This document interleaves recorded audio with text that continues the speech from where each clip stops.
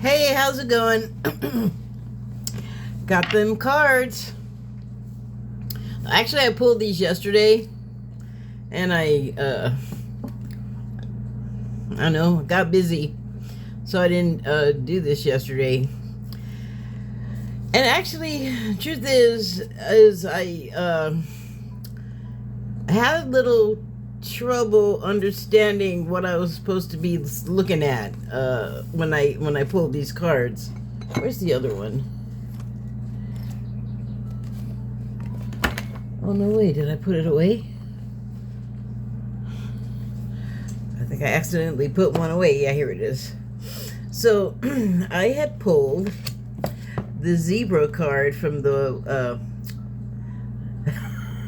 Wild Unknown. I always want to say Wild Kingdom, which is a television show from when I was a kid in the 70s. Mutual of Omaha's Wild Kingdom with, I can't remember the host's name, but anyways, that's not important. And I also pulled, seriously? Okay. From the Shaman's Dream Oracle, I pulled Skybridge, Possibility for Union. So there was a whole thing in the book, the guide for these cards, about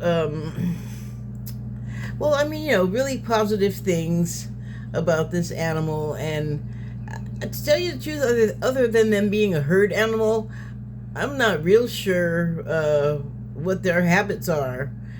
I just know that they're a horse with stripes. It's a referee horse. No, okay, so I decided that I was just gonna skip the stuff in the book, because what I got when I looked at it was, I guess I'm just going to talk about this. I don't want to talk about this all the time. I would rather talk about other things, but that's not happening. So I looked at this and I thought of a Star Trek TOS episode called Let This Be Your Last Battlefield. And I don't know how familiar someone looking at this right now is with the original series of Star Trek, but it is an episode where the Enterprise and Spock and crew come into contact with this race of beings from a planet, and they're basically in a civil war. And if I remember correctly, it's been going on for pardon me, for like centuries or something ridiculous. The reason is because, oh shoot, hold on, let me just grab my reference. Okay, let me get a little more specific. The planet that the Starship Enterprise is going to is called Charon, Chern, and their mission is to help the planet deal with some sort of polluted atmosphere problem. And while they're there, one sort of agent of, I believe, the lokai species on the world steals a shuttlecraft from the Enterprise, and then another agent, law enforcement officer or something, from the other race, the bele, Bele. I don't remember how it was pronounced in the story. I'm just reading it from a wiki. And that's the scene.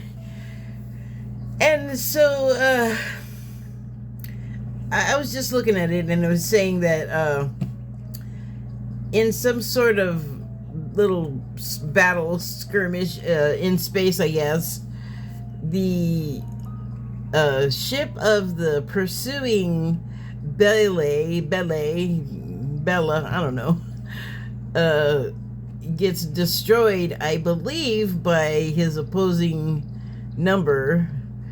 What is their names? Hold on. I think it tells the characters' names.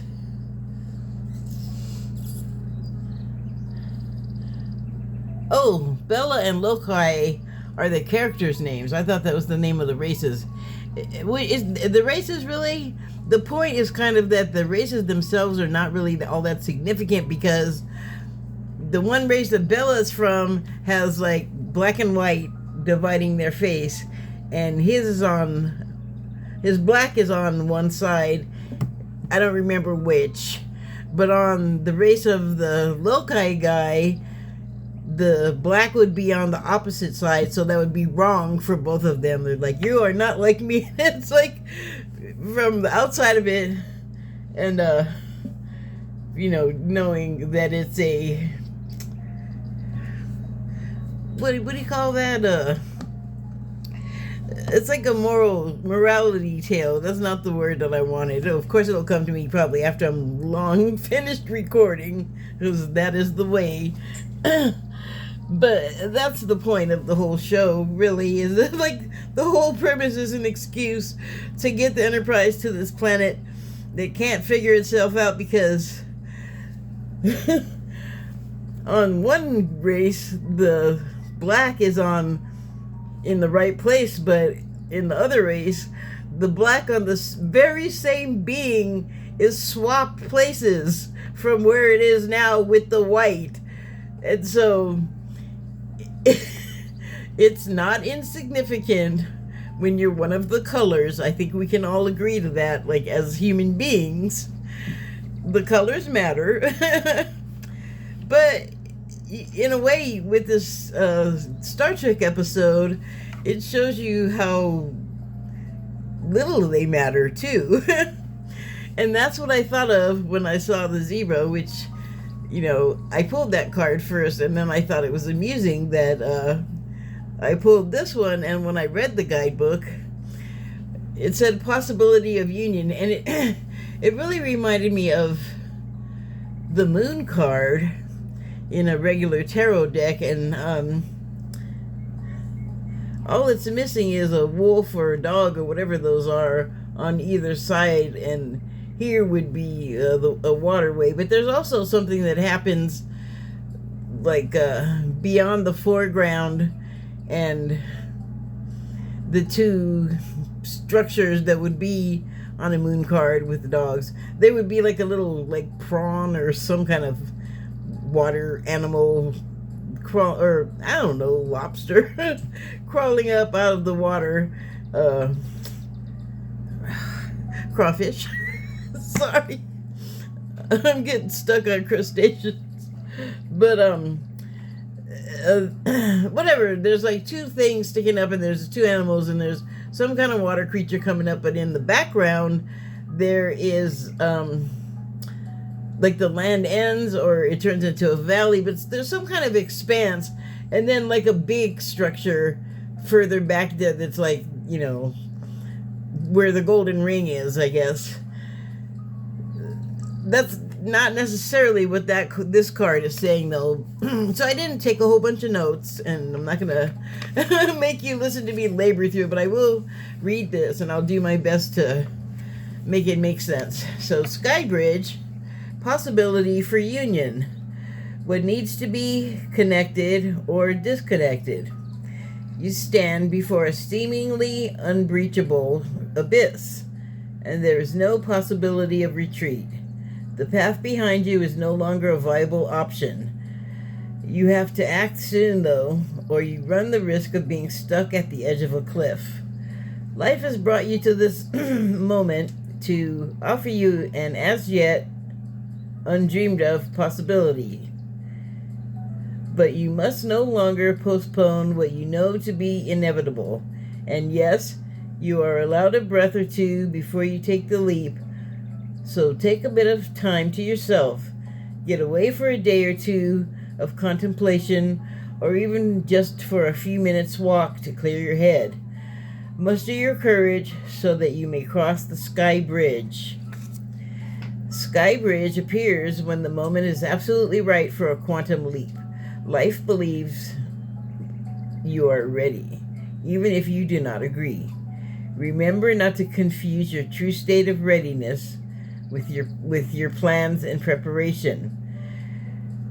Respond with a determined yes and let the universe take care of the details. You only need hold on to your positive affirmation, and the way will become obvious as you take flight and clear the abyss. Well, that last bit there, I kept thinking it's sort of a look before you leap and also a don't look before you leap. Like, you know the cliff is there and you know you don't have wings and you don't know that there's a safety net or any kind of safety mechanism waiting to catch you and save you from plummeting to, well, you know what happens when you plummet from a height. I don't need to be graphic about it. But it did say also that you just gotta throw caution to the wind and just have faith and trust the plan. So, yeah, I guess the stairway back there is like the bridge, which, you know, what it looks like is flagstones that are floating over an abyss. But, you know, it looks like you're heading off to the bright sun, so, I mean, I feel like once you go through fire on this card and get past the pylons, you know, and step careful and you're on your way to the light and good things. But that's just sort of what I see in the card, like the obvious picture. But the other thing, in combination with the zebra card and the sort of the struggle that the black and white represents, that brought me to mind of that Star Trek episode and the whole possibility for union thing, it's like I feel like we're sounding as far apart as we could possibly get, except that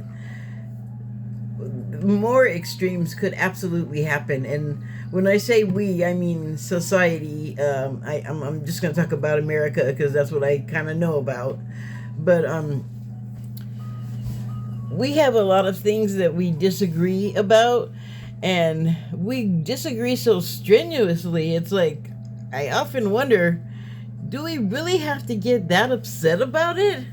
It reminds me of yet another cartoon of an American Dad episode where Stan is, I believe he's kidnapped by these guys, and they're like there's three of them, and they're like, I think Latino, and they're having a discussion amongst themselves, and one of them is like, we'll watch the movie till the death, to the end, to the death. Or everything was to the death with this guy. And one of the other criminals sort of puts an arm around his shoulder and says, what's going on with you, guy? Why is everything to the death with you lately? And he gives these examples of, like, you know, go to the supermarket and pick up some beer to the death. Like some silliness like that, and the guy is like, kill it. Do not pass go, go directly to kill. And okay, so I'm laughing about that, but it's kind of that way. Because it seems like the more extreme we get, it's counterintuitive, and the more we disagree and the more we hurt each other and do things that are just absolutely like reprehensible and appalling to each other, I think it's only gonna create us to draw closer, because it's gonna result in some kind of tragedy or something that's gonna make everyone suddenly feel for the victims and the affected. I don't know what that is going to be. I would have thought, well, actually, I did think a long time ago that people were going to sort of see the light about certain other people and understand that the things that they said, particularly to the people that were like the open admirers, he's lying to them too. But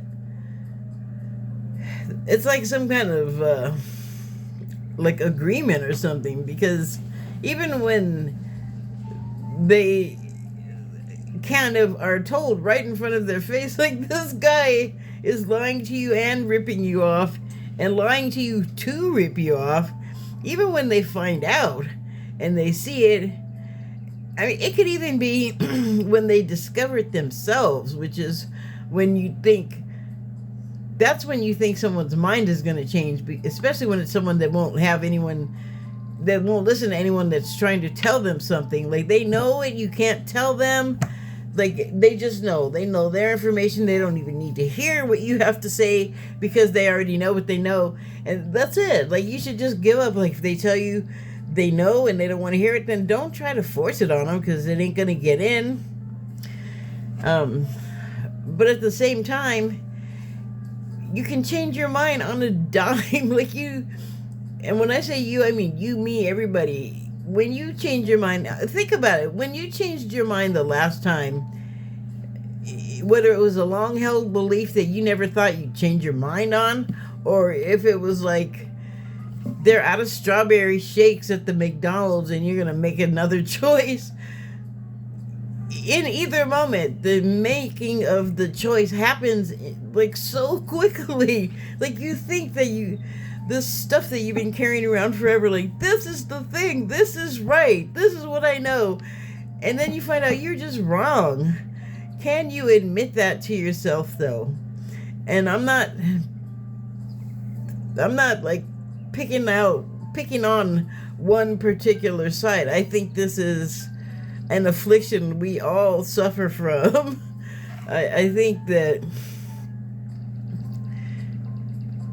there are a lot of changes happening, and it's making a lot of people uncomfortable and nervous. And I mean, we should be glad all it is yelling and the occasional violence right now, because pretty much these days, I don't know why I said pretty much. That's probably a completely wrong way to measure it, but there are pretty many incidents where there's a disagreement, and sometimes both parties don't even know that this is happening, and yet at the same time, in that same incident, one of the parties will end up dead because the other one shot him or something. So that's going on. We know that's going on.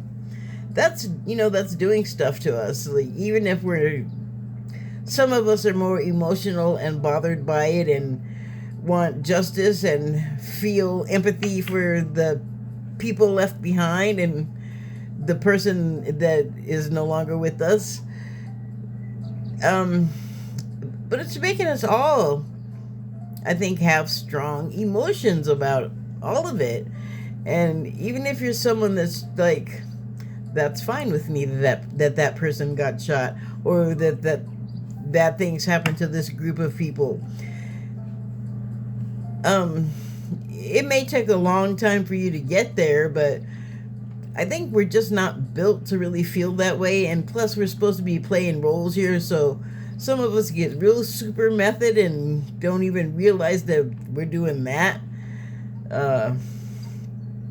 But even if you live like everything's real, like, maybe you believe in karma, maybe you believe in Murphy's Law, maybe you believe in boomerangs, maybe you understand how a rubber band works. That's kind of like how it is with us. Whatever we're putting out, it could come bouncing right back and fly right back in your face, or wherever the appropriate spot that I don't know, I guess the spirit of spirit has it to land. Like, wherever it needs to land, so you know what to focus on. Like, oh, it came back and hit here. Like, that's the spot I missed. That's the thing I forgot to think about. That's the position I forgot to put myself in that was somebody else's, so I could try to begin to understand. I don't know what it's going to be that's going to change things, but in a way, it's kind of hopeful. I'm just looking at this card that says possibility for union, because I'm open to that idea now. Like, I can visualize that, and I always could. Like, I always knew that, like, it just all has to end and change at some point. I didn't know it's 10 years ago that any of this was going to be happening, so I couldn't look ahead this far to know how anything's going to change, but I know it will. There was something else.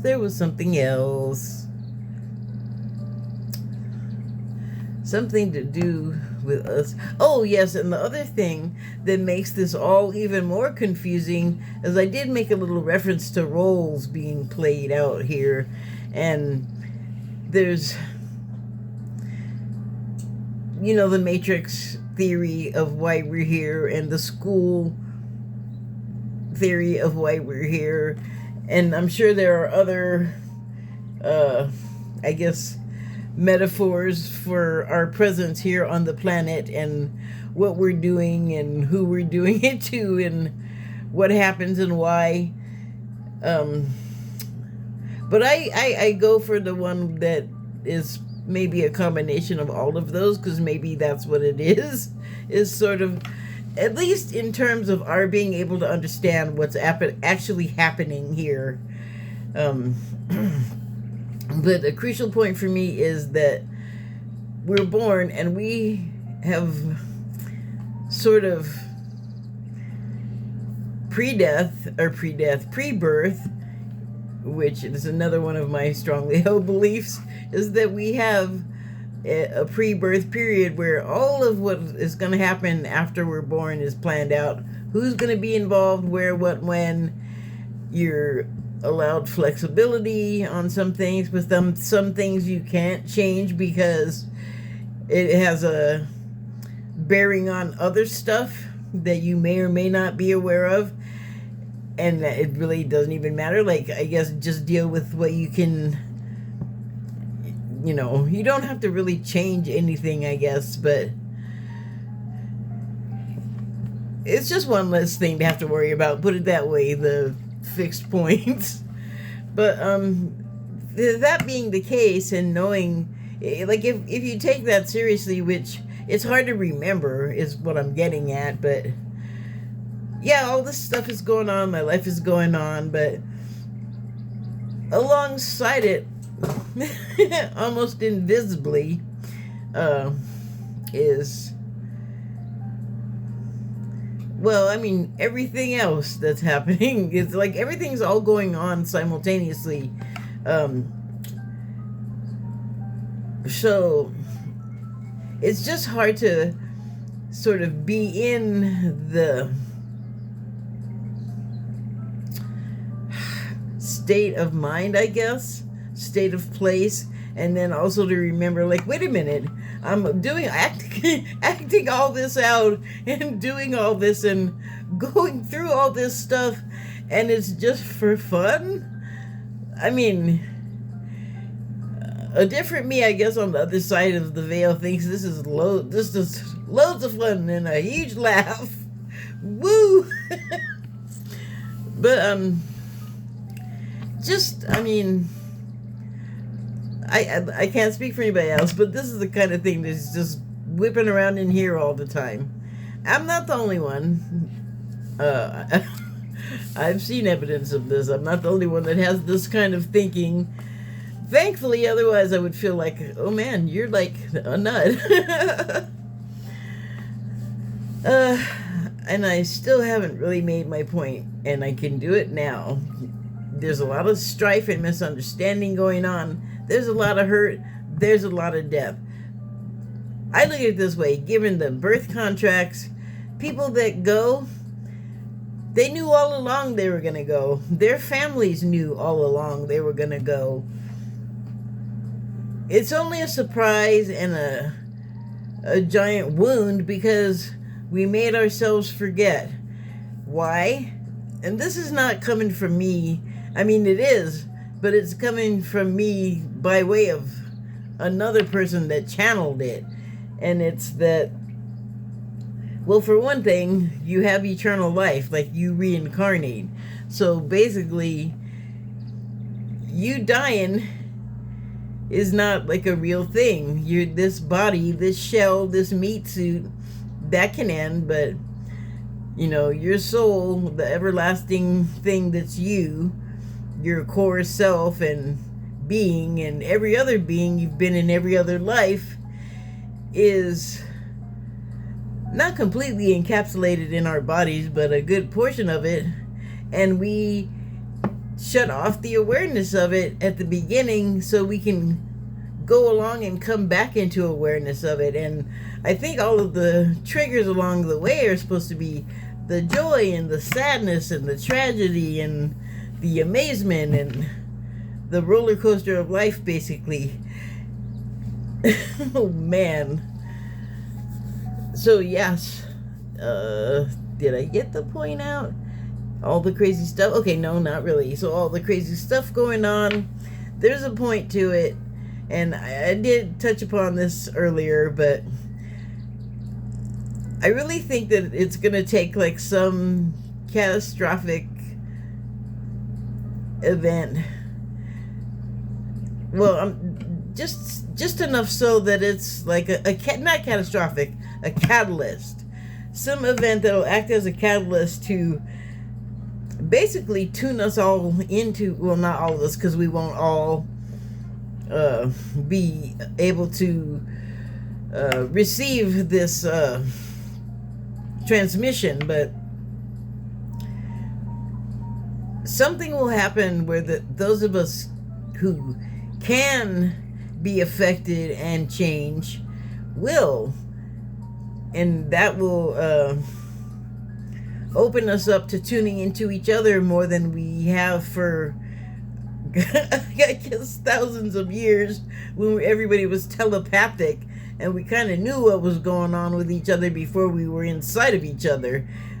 I would think that makes you a whole lot more sensitive to other people's feelings when, you know, basically everyone is living already under each other's skins. Like, I would think that you take pains not to be irritating under those circumstances. We are so not there yet. But like everything else, it's a process and a learning curve, and I think we can do it. And it's happening. I think we can all agree that things are changing, and part of the stuff that's upsetting people is that things are changing, but it doesn't necessarily have to be bad. I think it's the fear, I know it's the fear that sort of makes you unable to see the positive things about what will happen with change. Like, remember when we didn't have TVs or cars or refrigerators or stoves and light bulbs? Like, change is maybe shocking, but it's okay. We'll be all right. So, I do think we have a possibility for unity. And I think that that perfect timing to take that leap of faith seems counterintuitive and seems crazy, but at some point during all of what seems chaotic and scary and just mad world to us, it's gonna seem like a good idea to like realize, hey, we have been doing the same thing for so long and it's not really working out great for anybody. Everybody's kind of unhappy now. We're like attacking each other and fighting and each other. We're not the problem. I don't know.